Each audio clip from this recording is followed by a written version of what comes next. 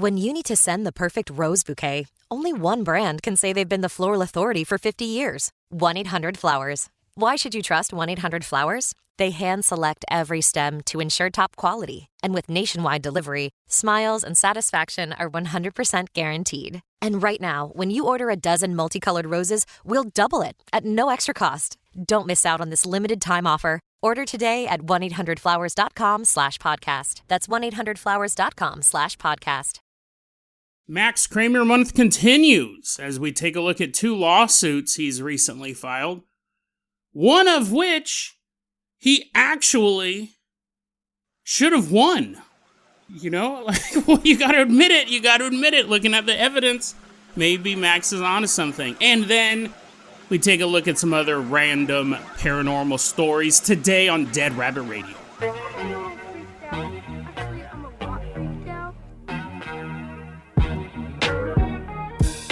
Hey everyone, welcome back to another episode of Dead Rabbit Radio. I'm your host, Jason Carpenter. I'm having a great day. Hope you guys are having a great day too. Hope you guys are having tons of fun doing whatever you're doing. Today is one of our mini episodes. It's a smaller episode than normal, just because of my mouth problems. This is your first episode. That makes 0 sense, but trust me, the rest of the episode won't sound any better. We're going to talk about a reoccurring character on Dead Rabbit Radio as well. This isn't the best first episode to listen to, but, you know, gotta get started somewhere. But someone who never has to get started doing anything, because he's always already doing it. He's the quantum chore machine. Everyone get on your feet and give it up for Rico in Acapulco. Woohoo, yeah, weehaw! He's running on in, doing everything all at once. I never saw that movie. So the clapping is not for that movie, the clapping is for Rico. Rico made a donation during our Thanksgiving live stream. That is why you're like, Thanksgiving? It's March, bro. I know.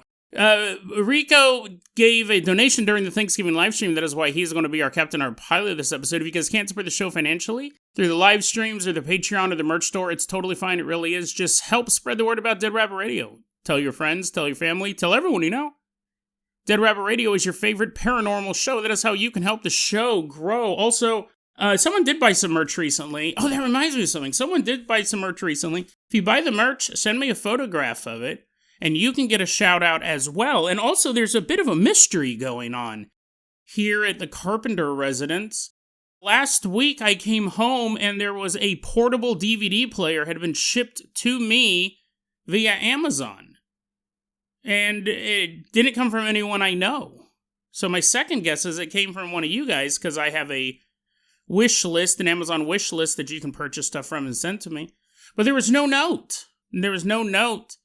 Usually when a listener sends me something, they at least let me know their name. Usually jot a little note down, but nothing. Just a brand new portable DVD player, and I don't know who sent it to me. And I called it my friends, they didn't send it to me. I called it my family, they didn't send it to me. None of you may have sent it to me, so then that makes me think, what if the government sent it to me? I honestly, listen, here's the thing. When I talk about Max Kremer, I have to admit, we're basically 2 sides of the same coin. I can constantly talk about how crazy he is, but I get a free portable DVD player, and I go, you know what, this would be the perfect way for the government to infiltrate this operation here.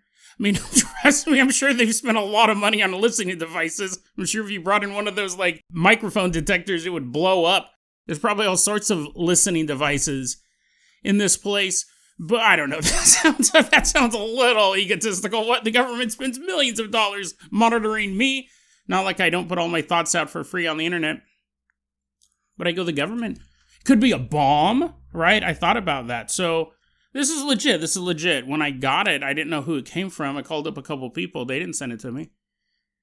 So I didn't charge it up immediately because I thought, what if it's a bomb? I want to be here while it's... you think it's a bomb and I'm laying on top of it like a mother hen? No, I thought I don't want to plug it in and let it charge overnight while I go to bed, because what if it catches on fire? Plus, also, it's not whoever sent it to me, that's totally fine. I'm not complaining, but it's like an off-brand. It's an off-brand one. You're like, sorry, I didn't buy you a Sony one, you jerk. No, you know what I mean. I get a off-brand DVD player, and that's probably what I would have purchased anyways, but you don't know if it's going to burst into flames in the middle of the night. So Also, the government may have sent it to me, so I didn't plug it in until the next day when I was awake, while staring at the outlet, my eyes right next to it. I'm getting electrocuted. I blame the government for this. I don't know who sent it to me. If you sent it to me, let me know so I can give you a shout out. But yeah, no, that did cross my mind. What if the government, this is their newest listening device? They're like, oh, we'll just buy him stuff that he loves.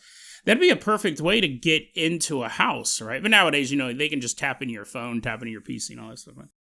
I don't know who sent it to me. If he sent it to me, let me know.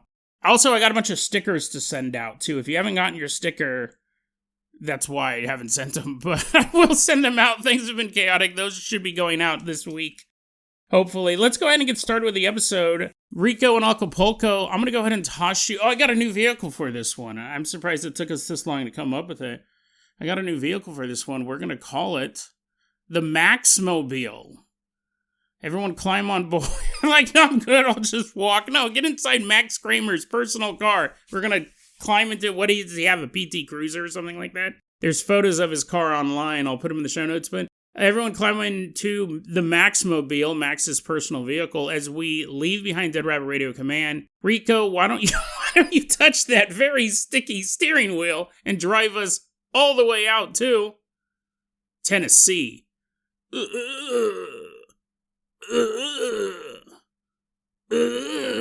not the car starting. That's Max in the back seat. He's like, welcome, friends.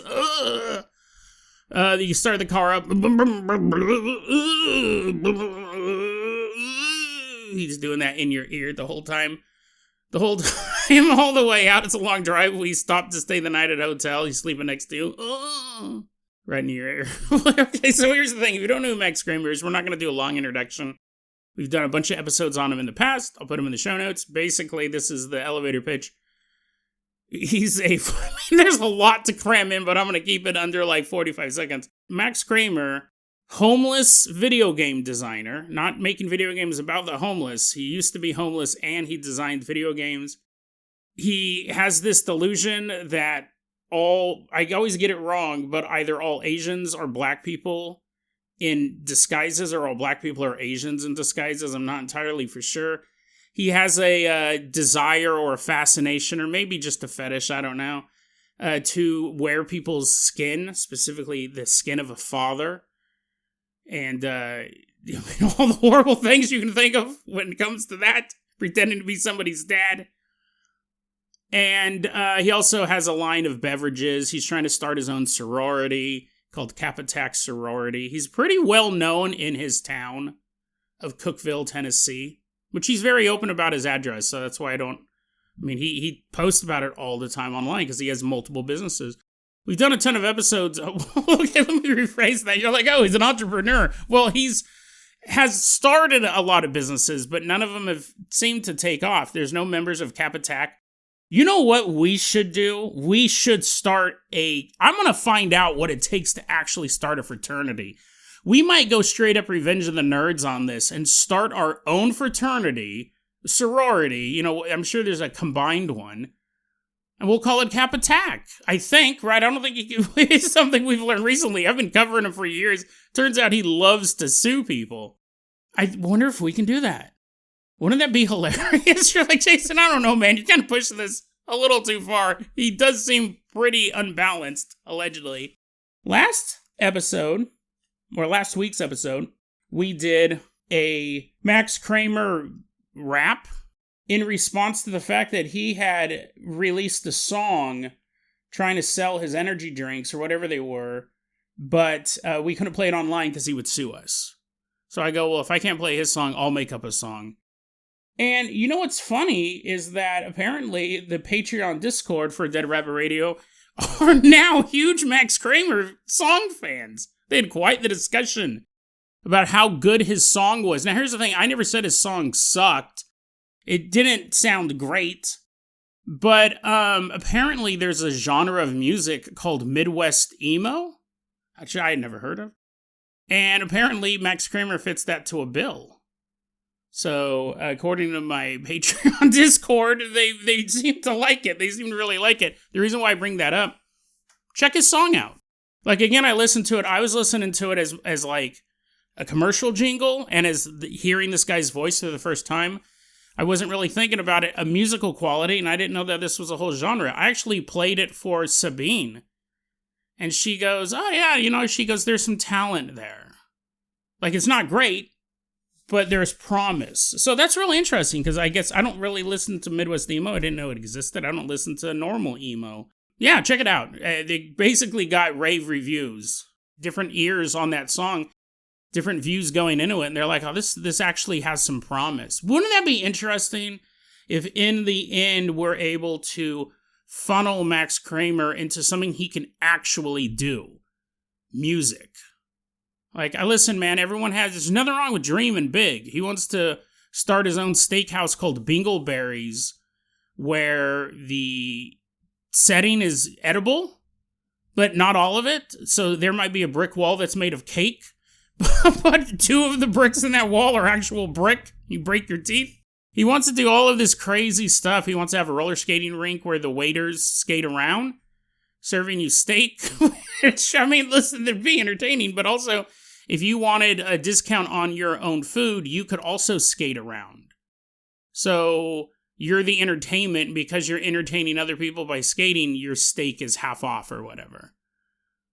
Like, I mean, it's a stupid idea, but I'm not going to knock him for having an idea. I'm not going to knock him for wanting to develop video games. He has tons and tons of pages of video game ideas. We've gone over a couple of them. And some of them, I would play that game, but you're probably not going to make it if you're homeless.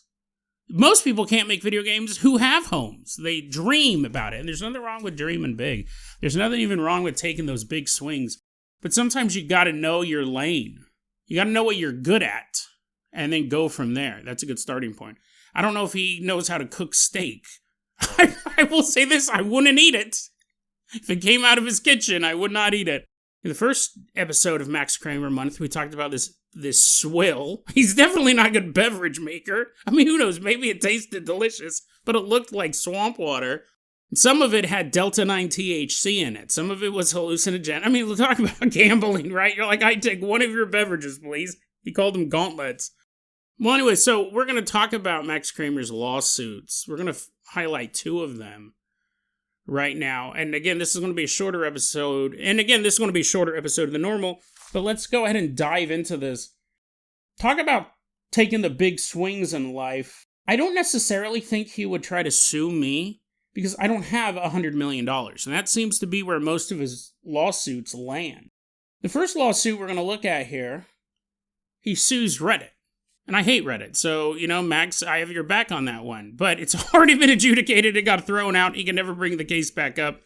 Basically, the reason why he was suing Reddit was someone took a photo of his house, and I use that term lightly, it's a series of rectangles in a yard somewhere out in Tennessee. All different colors. Each rectangle is a different color. It looks anti-whimsical. It's what's the opposite of fun. Well, anyway, someone took a photo of his property and posted it on Reddit underneath I think it was the South Park subreddit. And the headline was, "Drugs are bad, okay?" Because, listen, it obviously looks like an insane man lives there.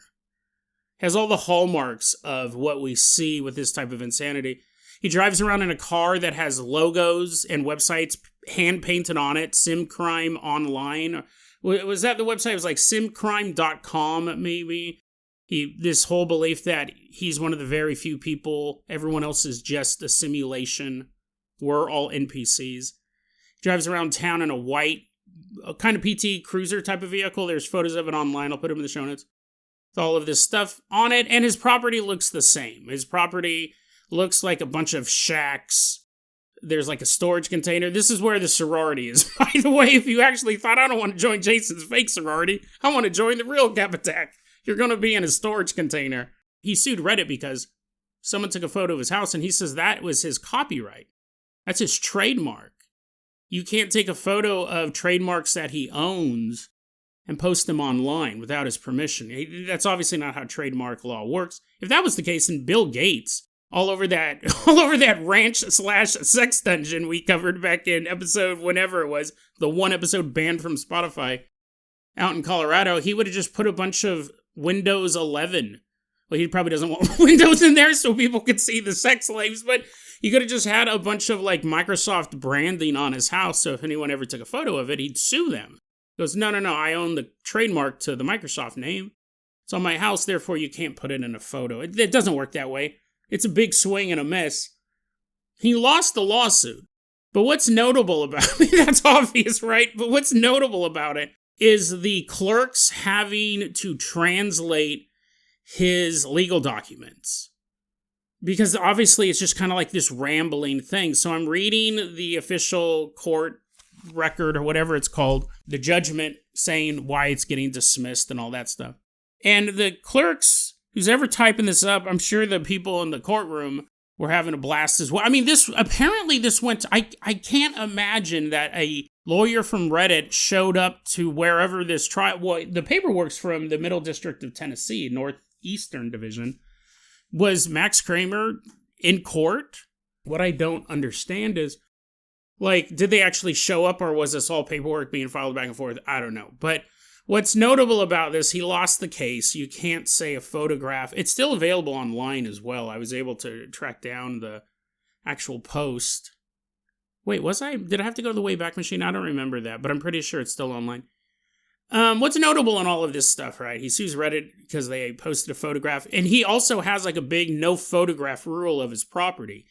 He won't let anyone ever take pictures of his property, which again, that's just not the way that the world works.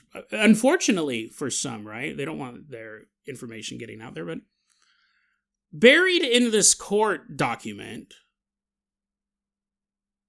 towards the end, right? Because, like you're reading it and your eyes are starting to gloss over. I'm not a lawyer. It's not my normal reading. It's quite boring.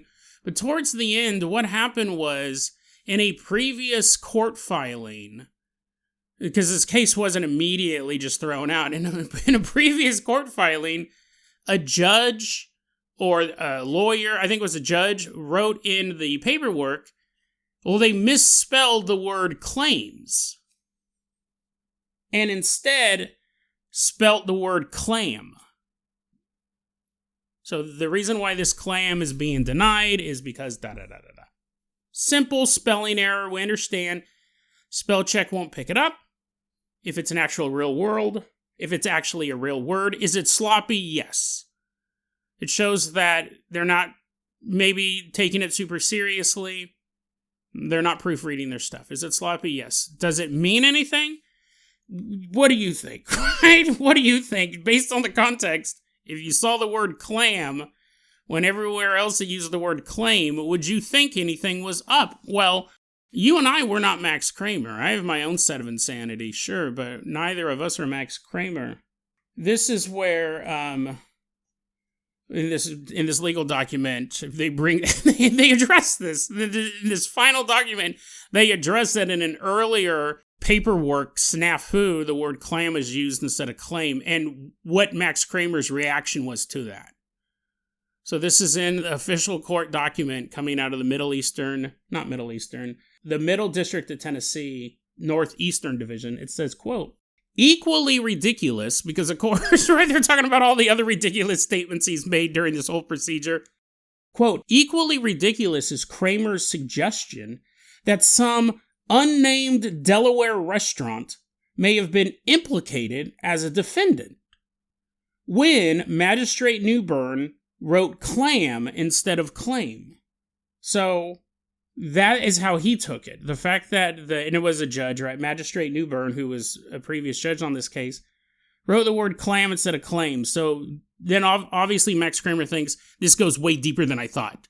This goes deep, ocean deep. I did not know that Dagon was part of this lawsuit. Equally ridiculous is Kremer's suggestion that some unnamed Delaware restaurant may have been implicated as a defendant when Magistrate Newbern wrote clam instead of claim. Notwithstanding that 1, Reddit is a Delaware corporation, 2, Delaware is, quote, and this is not what the court is saying. They're saying this is what Max Kremer's response was to this. 1, Reddit is a Delaware corporation. 2, Delaware, quote, is widely known to cater seafood restaurants, unquote. And you're like, okay, I guess those things are true, Max. Delaware is where Reddit is Incorporated Act because they have huge tax breaks for incorporations over there, or corporations over there. 2, Delaware, quote, is widely known to cater. And then the second one is true, right? Delaware does have a lot of seafood restaurants. But then Max, those are both true. And then Max brings up point 3, quote, waiters and waitresses are paid extra tips for selling boiled clam dishes, unquote, in that state. So if that didn't make any sense to you, imagine you're a lawyer and you're like, wait, what? Yeah, okay, misspelled the word clam. What does this have to do with Delaware? Well, Reddit is in Delaware, okay. Okay, but still, what does this have to do with anything? He thinks now that there is some sort of, this unnamed Delaware restaurant is involved in this scheme to violate his trademark. So here's the thing. You go, wait, Jason, you've been saying this, one of these lawsuits, he's actually right. Are you saying that the Clam-spiracy is correct? No. I don't think that's the one we're about to talk about is really weird. Like that, the one I just talked about was normal Max. The next one, it's quite fascinating, but this is the type of guy, right? Like, again, we see a spelling error and you go, that's sloppy. That's sloppy work. They're not taking this seriously. This lawsuit means so much to me and you can't even take the time out of your day to proofread it or have one of your several staff proofread it. It does look super sloppy. You don't then think that a Delaware restaurant is involved in this conspiracy to destroy your trademark. Here's the thing. This is the type of thing that could get real dangerous real quick as well. I mean, Delaware is a far cry from Tennessee, I think, right? I'm not really good on my U.S. geography, but I think it's a couple states away. But what if this was like his own personal Pizzagate? What if this was his Clamgate? And he really felt that he not only was a Delaware clam restaurant responsible for this, and they were secretly hinting at it, but he knew which one it was after having a covert investigation. He figures out which one, and then he goes out there and commits some sort of horrible act. He gets a job there, he goes in disguise, and he's like, I'd like to be a cook. And they're like, you're hired. And he's like, ha ha ha. The most damage I can possibly do is in the kitchen. I'll just add my own secret ingredient, a little Delta 9 THC into each clam. I don't eat clams. Maybe you do. Maybe you're at risk. But you know what I mean? This could be an issue, right? You know, you could see some guy just being like, no, the clams, they know so much. That's why their mouths are always shut. They think they can keep a secret, but I'll make them talk. And then he goes into some Delaware restaurant and, you know, where are the boiled clams? Where are the boiled clams? He's all knocking stuff over. The waitresses are like, no. You know, be kind of creepy, right? Plus the fact that he was wearing their dad's skin. All of the employees, he's wearing all of their dad's skin. It's just like this giant Stay Puft man wearing like 30 suits of human flesh. Where's the boiled clams, dude? Now, that's the lawsuit that I thought was funny. Because the clam thing, but most of it was just dry lawsuit stuff. But I'm on a roll, and I keep looking through his lawsuits. And I should say that this was sent to me one night by a young woman. We're not using a real name. We're using the name Jessica Applebottom. I don't know even why I came up with that name, but I was going through or maybe it was Rebecca Applebottom, Mrs. Applebottom. I was going through the lawsuits, and at one point, he sued Axe body spray. Now, I'll be honest, I used to be a big fan of Axe body spray. I used to wear it all the time. I really like the smells. I like smelling good. What happened was I evolved. I used Axe body spray a lot in my 20s, and then I started wearing nice cologne. Like Ralph Lauren Polo was kind of my go-to, but I'd wear a lot of different stuff. I wore Brute when I was in high school. I used Brute aftershave, and then I started using that Bod body spray, and then I started using Axe. And then eventually, I think you start using cologne. You know, but Axe body spray. I do really like it. I like the convenience of it. I'm going to spray some on me right now just to get the full feeling of this.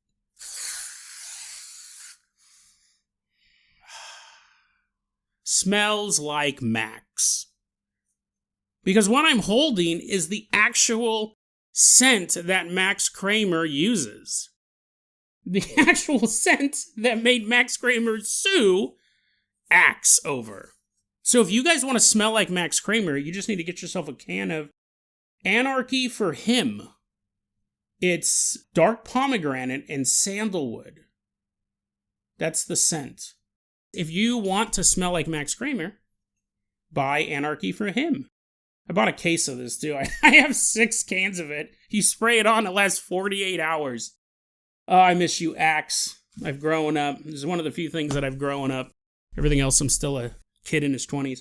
Why did he sue Axe Body Spray? Did it get him too many babes? Was it so overpowering? Is it the adult equivalent of a La Tigra shirt? You'll just have females chasing you down the street. No, actually, he claims it poisoned him. And you go, did you just tell us to go out and buy it? Didn't you just say you just bought a case? Yeah, I did. But see, here's the thing. Is this true? Is this just another weird Max Kremer conspiracy thing where he's trying to get $100 million? Or is it actually true? Now, this lawsuit was tossed out. He did not win this lawsuit either. And what he sued him for, I'm going to read this. It says this in the paperwork. This is also from the Middle District of Tennessee. This is the Nashville division. So at least he's spreading his madness to different courthouses. One courthouse, one staff isn't bombarded by him constantly. This paperwork, this legal paperwork, whatever it's called, judgment. Quote, Kremer states that he purchased a bottle of Axe Anarchy Dark Pomegranate and Sandalwood scent at a Walgreens store in Lebanon, Tennessee on October 17th, 2024. Kremer states that after using the body spray, he, quote, experienced headaches caused by poisonous ingredients in it, unquote, and, quote, became worried that crimes were being committed in the local community by, unquote, Walgreens and Unilever, which is the name of the company that owns Axe. So basically, he got poisoned by Axe, and he saw this as a conspiracy. And he goes, did you know how much clams they have in Lebanon? You know, the clams, they're all, the courthouse is like, what are you talking about? It was odd enough to get a lawsuit against a French company. Unilever, I believe, is French. But he goes, you know, Walgreens and the makers of Axe Body Spray, they're releasing this poison into the air. I sprayed this on myself and I got poisoned. These ingredients are harmful to humans. Why in the world was I allowed to purchase this? How is this being sold in stores? So I read that, and, you know, listen, I've been following Max Kremer for years. I go, what a lunatic. But no matter what the conspiracy is, no matter what the claim is, I will try to look into it. And did you know, listen, I don't want to get sued by Max, but I definitely don't want to get sued by the makers of Axe Body Spray. Did you know that people have died and the cause of death is Axe Body Spray? This stuff is not a toy. This is not a game. This is real, and it can kill you. His lawsuit, he lost, and it seemed to be kind of like for technical issues, like filing, the way it was filed. There's like, this was a French company. You're filing it here in Tennessee. It basically got thrown out on legal ground, like technical legal grounds, but not on the merit of it. Is Axe Body Spray dangerous? And I said he's crazy, but I'll look into it. Well, it turns out we have a story, and I'm not saying there's a widespread bodies in the street, bodies stacked like clams at a Delaware restaurant. I'm not saying this is widespread, but in 2008, in England, Sandy Acre, that's in Derbyshire, England, there was a 12-year-old boy named Daniel Hurley. And he loved Axe Body Spray. He loved it so much it was the last thing he did. He didn't know it was the last thing he was going to do, but basically he was in his bathroom and he was spraying it. Shh, I'm not going to demonstrate it because it killed this kid. Spraying it all over. He wanted to smell good for the honeys. Instead, he ended up having a heart attack at the age of 12. The coroner, the Derby and South Derbyshire coroner, Dr. Robert Hunter, ruled that he had a heart attack, and the reason was because he was spraying Axe Body Spray in a confined space. Now we know, listen, I have to put Drano down my bathtub later today, probably tomorrow morning. I got to put Drano down my bathtub. And we all know, because we're adults, that when you put Drano into the bathtub, you got to have all your windows open. You're not supposed to put the Drano in and then sit down on the toilet and start reading the Far Side comic strips. No, you use this stuff, you know it's toxic, you have to do it in a well-ventilated area, and you shouldn't be anywhere around it while it's eating away all the gunk through your bathroom pipes. But I didn't know that Axe body spray, you needed to be in a well-ventilated area. Who would have thought, right? You go, Jason, well, obviously it's an aerosol. You know, it's spraying the stuff. You might think, listen, it might cause some breathing issues. It might cause irritation of the eyes and the nose. It's definitely what all my dates said when I used too much of it. But this idea that it could kill you, that it could give you a heart attack if you're in a contained area. Apparently, so in Britain, these are called Lynx. It's not called Axe body spray over there. It's called Lynx, but it's the exact same product. You know, listen, my vision's failing. There is a warning label on the back of this, and it does say, it's weird. My vision isn't great.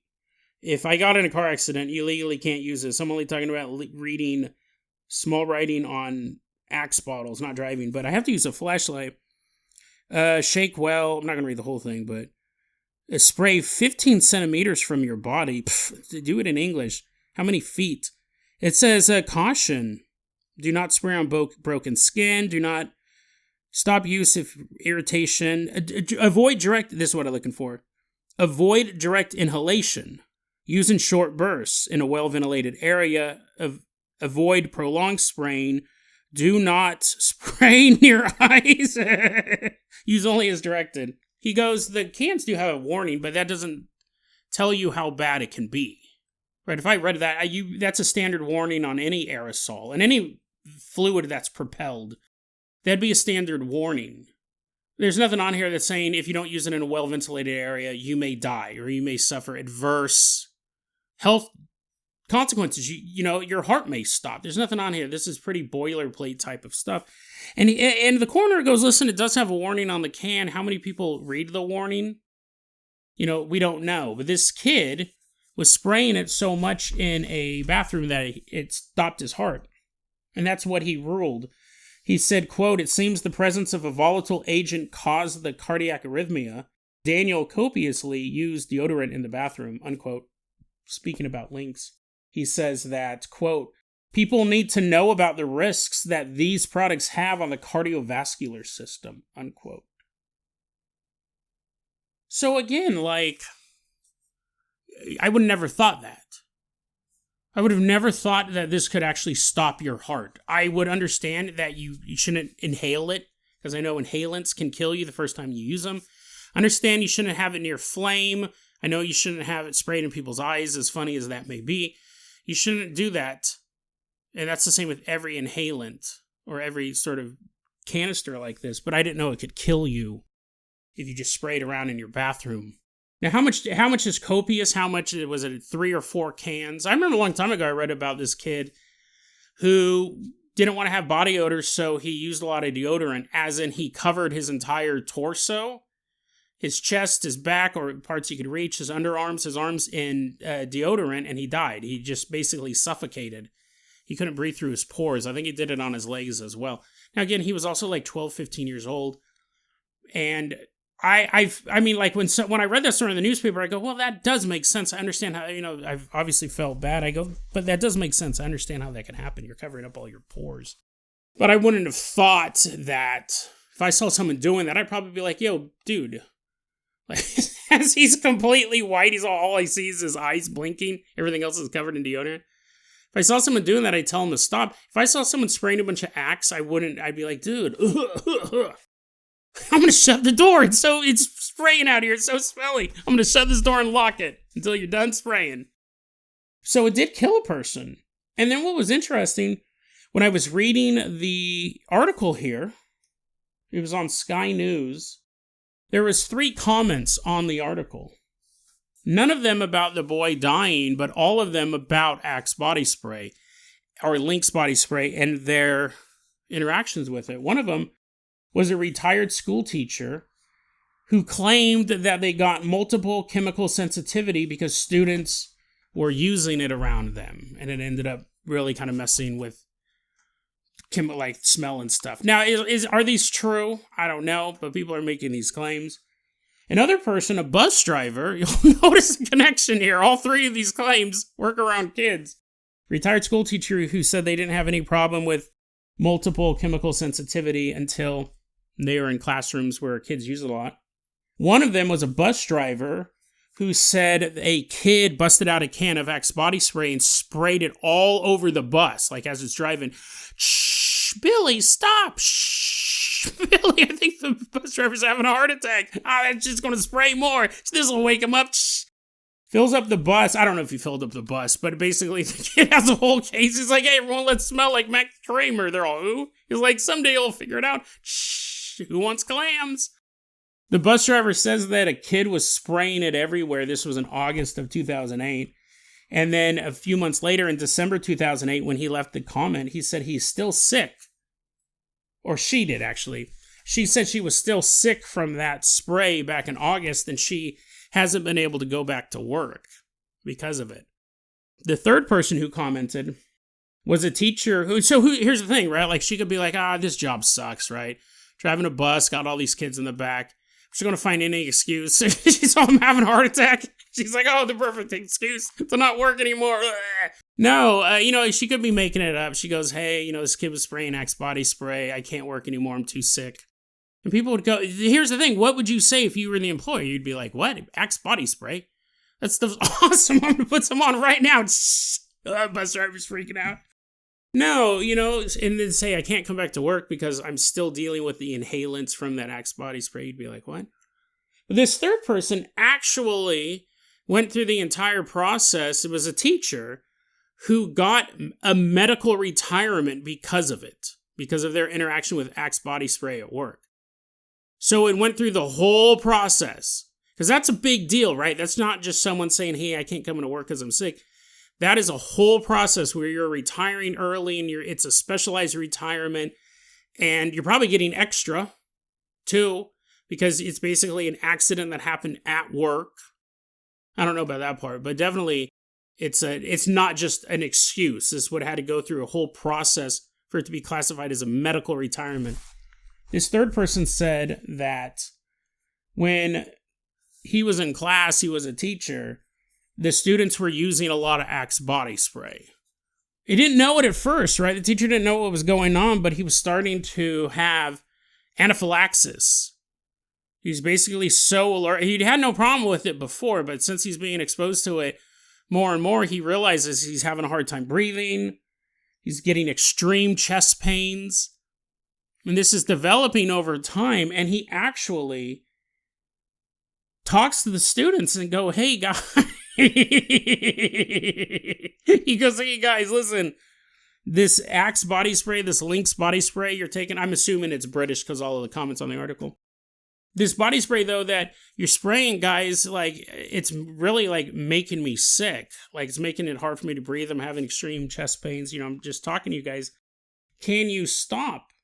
The commenter said, quote, the students in my school realized I was suffering and ignored my request to stop using the deodorant. In fact, many did the opposite.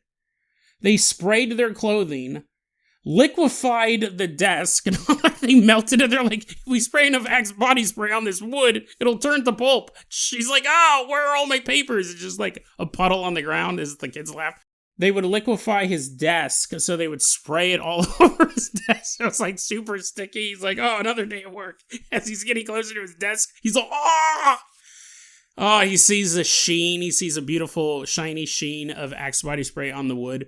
They sprayed their clothing, liquefied the desk, or pre-sprayed the room before the class entered, unquote. Truly hooligans. Yeah, it's kind of funny, but I'm coughing because I did spray Axe earlier and it is lingering. But anyways, so basically they found out that this was about to kill him and they just kept doing it more. But anyways, they were using it to spray him and make his life a living hell. So apparently based on this, one kid did die, and then these 3 comments, and a coroner's report, this stuff can be dangerous. If you follow the rules that are listed on the back, it won't be. But again, even then, I would think that if I was in a room where a lot of this was sprayed, I would think at worst it would just irritate my sinus passages. It would burn my eyes a bit. I didn't think it could kill you. So in a way, Max might have had an actual law. See, we don't know what he did with it. He might have sprayed it on some clams and then he went to eat them. He's like, oh, these are disgusting. I'm suing. We don't know what he did. He might have ended up in the hospital. We have no idea. We just know that he sued them. I guess probably, maybe I should read the court transcript a little closer, but it seemed like he was just making a complaint that it poisoned him. Maybe I skimmed this one a little too much. I'll reread it. If there's any more additional info, I'll let you know. But maybe it did poison him. Maybe it sent him to the hospital. I don't know off the top of my head. Maybe it just made him cough for hours on end. But it turns out that this actually can be deadly. And that's what he was suing them for. Forget the whole... See, this is the problem with insane people.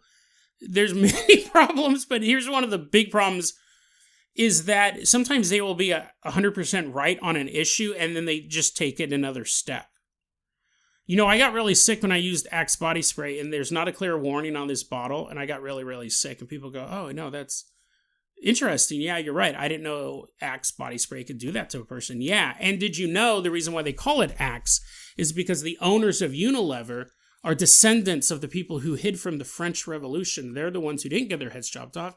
And they're in control of the scent satellites that beam down unpleasant odors into our nose, which requires us... And then you go, dude, like you had me the first part, right? You showed me a news article. This does kill people. It's used improperly.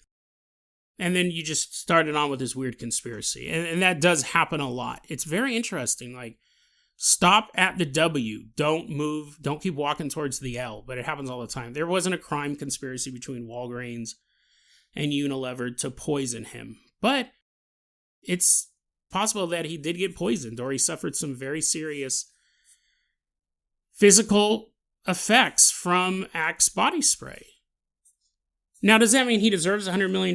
No, but I think that he might have had a lawsuit on some level. But he just took it too far and didn't file the paperwork correctly either. So interesting, right? Max Kremer, that's the only story we're going to cover today. I was going to cover some other stuff, but we've run along. Interesting Max Kremer lore, right? We have the Reddit lawsuit. We have the Clam-spiracy. That'll be added to. And then we have the fact that, did you know that Axe body spray can kill people when used improperly? And as a weapon. Did you know that if your teacher is sensitive to it, you can spray it all over them and they'll have to quit work?